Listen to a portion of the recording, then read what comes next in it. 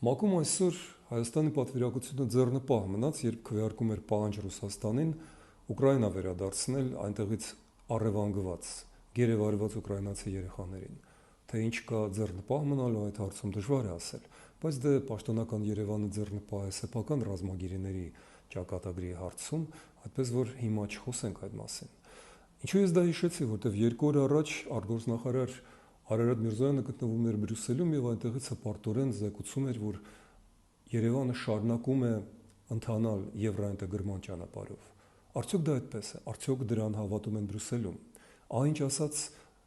Կայա Կալասը։ Եվրամիության արտգործքարտուղարը կոչ է արել Երևանին ցույց տալ